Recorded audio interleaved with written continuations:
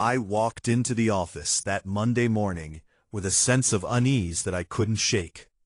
The fluorescent lights hummed above, casting a cold glow on the cubicles. My desk was exactly as I had left it on Friday, but something felt off. My name is Ryan, and I've worked at this marketing firm for just over 3 years. I've seen ambition, petty rivalries, and gossip thrive here, but nothing like what was about to unfold. I noticed Jenna first, her posture rigid, her eyes darting toward me, as if she was hiding something. Jenna had been my colleague for 2 years, sharp, meticulous, and capable of turning even the dullest campaign into gold.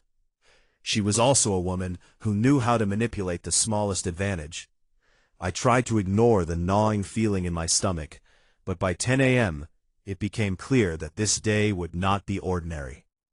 During the morning briefing, our manager Thomas praised the recent campaign Ryan and Jenna had co-led. But as Thomas's words lingered, I saw the flicker of something unspoken between Jenna and another colleague, Mark. Mark was charming, disarmingly friendly, and just ambitious enough to seem harmless. I had always trusted him, maybe too much. By lunchtime, the office was buzzing with hushed conversations. I overheard Jenna talking to Mark near the coffee machine. Their discussion wasn't about work, at least not directly. I caught the word presentation and something about a new client pitch. My stomach sank. Had they been working behind my back on something I should have led? When I confronted Jenna privately, she smiled, a little too calm, and explained that she was helping Mark with a side project to strengthen the team. Relief washed over me, but it was fleeting. By mid-afternoon, Thomas called me into his office. "Ryan," he said, leaning back in his chair, "we've decided to assign the Smith account to Mark and Jenna. We think a fresh approach will help." I blinked. All my work on the preliminary research, all the late nights, and suddenly it felt irrelevant. I wanted to argue, to demand the account, but something in Thomas's eyes told me he wouldn't change his mind. I left the office feeling betrayed, wondering if Jenna had orchestrated this all along. That evening, I stayed late to salvage what I could from the project. Mark appeared in the dim light of the conference room. "I know you're upset," he said, leaning against the table casually. "But maybe it's not what it seems. Jenna didn't push this. Thomas did." I didn't know what to believe. But then, Mark handed me a folder. Inside were emails I hadn't seen, directives from Thomas to reassign the account because of my recent delays. The betrayal wasn't Jenna's after all. It was Thomas manipulating both of us, and Jenna had actually been trying to warn me subtly.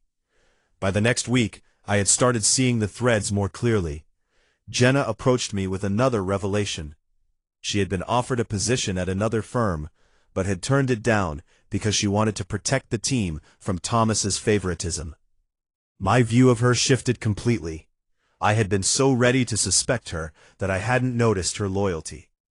Finally, when the Smith account launch came, I watched from the sidelines as Mark and Jenna delivered the presentation flawlessly. And then, in a meeting later that week, Thomas admitted that he had underestimated both of us. He offered me a new leadership role on the next project, one where my input could not be ignored. It was a strange mix of vindication and exhaustion. The office returned to its usual rhythm, but I had learned something about trust, perception, and the layers beneath even the most ordinary workplace. People can seem like allies and enemies interchangeably, and often what feels like betrayal is a test of patience, perspective, and resilience. I never said it out loud, but I realized loyalty and honesty are rarer than ambition and cunning. And when those qualities find their match, the outcome is worth the chaos.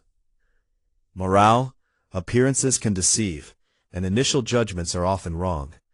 True loyalty isn't loud, it shows in subtle acts, and understanding context before casting blame is what separates frustration from wisdom.